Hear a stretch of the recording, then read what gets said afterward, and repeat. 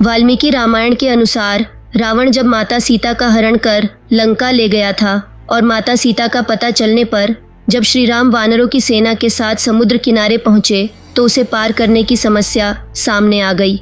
ऐसे में नल और नील ने वानरों और भालुओं की सहायता से समुद्र पर पत्थर का पुल बनाया था। इस पुल को बनाने में 5 दिन लगे थे। इसी से होकर पूरी सेना लंका तक पहुंची थी। इसे ही राम सेतु कहा जाता है।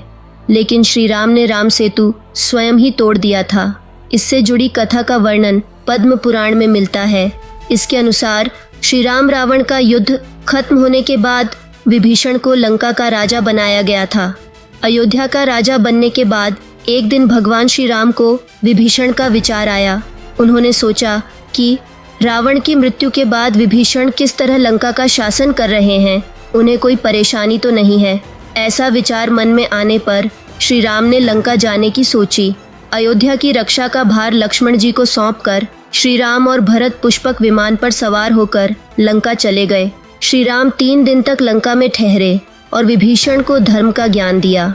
जब श्री राम अयोध्या जाने के लिए पुष्पक विमान पर बैठने लगे तो विभीषण ने उनसे कहा कि श्री राम, आपने जैसा मुझसे कहा है ठीक उसी तरह मैं धर्मपूर्वक राज्य करूंगा। लेकिन इस सेतु के मार्ग से जब मानव यहाँ आकर मुझे सताएंगे, उस स्थिति में मुझे क्या करना चाहिए?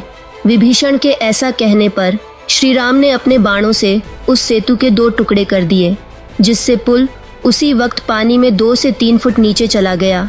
इसीलिए इस जगह को धनुषकोडी कहा गया। इस तरह स्वयं श्री राम ने ही राम सेतु तोड़ा था।